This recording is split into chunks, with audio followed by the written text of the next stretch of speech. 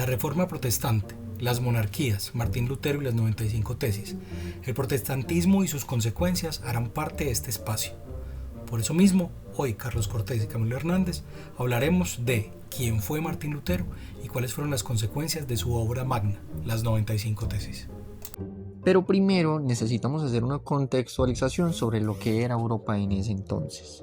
Y es que para pensar en la Reforma Protestante es necesario pensar en la Europa del siglo XVI, hogar de reyes, papas, estados y conflictos de poder, propiamente en el Sacro Imperio Romano Germánico, que estaba precedido por Carlos V, hijo de Felipe I de Castilla y Juana de Castilla, quien al asumir el poder tenía el control de las coronas de Castilla, Aragón, Navarro, Nápoles, Sicilia, Cerdeña y bueno, una innumerable cantidad. Luego de una serie de incidentes por quien fuera el futuro heredero de la corona, básicamente de la corona de España, los conflictos entre Carlos V y la Iglesia Católica generaron cambios muy radicales y muy grandes en el panorama político de la religión. Recordemos que había una gran influencia de la religión en la forma en la cual se hacía la política en dicha época. A la par de este contexto histórico, un joven Martín Lutero, antes de ser teólogo, filósofo y fraile católico, fue el hijo de Margaret Luther y Hans Luther, este último director de varias minas de cobre en Sajonia, lo que lo ubicaba en una clase privilegiada. Sus padres veían en él un futuro funcionario, por lo que Martín inició sus estudios en Derecho Canónico. Sin embargo, a pesar del disgusto de su padre, Lutero terminó estudiando teología en 1505, vinculado a la Orden de los Agustinos. En su periodo de contemplación y lectura, Martín luchaba en búsqueda de la salvación de su alma, combatiendo constantemente contra las debilidades del cuerpo de forma intensa, apasionada y obstinada. Fue tal vez esta búsqueda incesante por entender su naturaleza y la necesidad de actuar según la ley de Dios lo que lo impulsó a cuestionar la interpretación que de la Biblia se hacía hasta entonces, soportado en su formación en teorías como la del nominalismo de Ockham.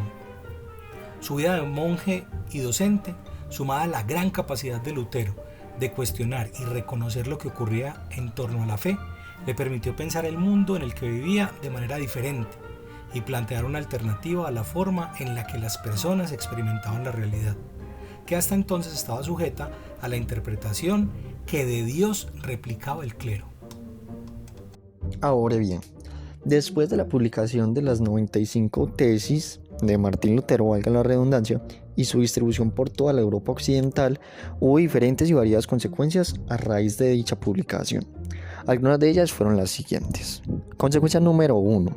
Hubo una ruptura de la unidad religiosa europea, la cual ya se venía permeando y se venía desgastando y minando con el pasar del tiempo.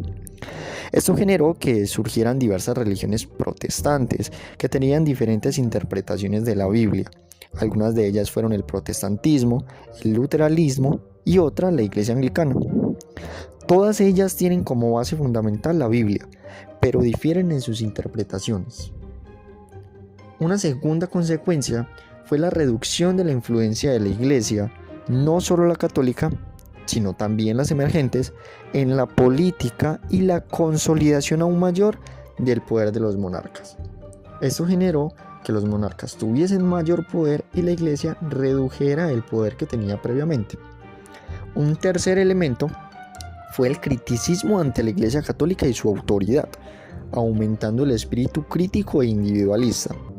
Tengamos en cuenta que la Reforma Protestante promovió la educación y la enseñanza de la lectura para que las personas pudieran leer la Biblia, teniendo presente que previamente la Biblia estaba 100% en latín, la iglesia prohibía su lectura de forma privada y además las misas se daban en latín.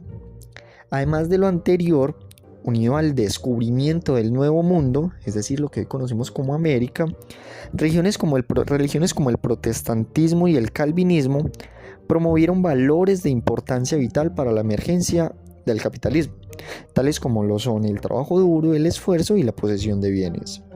Dichas reformas fueron paulatinas y pasaron muchos años después de la publicación de las 95 tesis para que se evidenciaran los grandes cambios, pero es innegable la existencia de los mismos.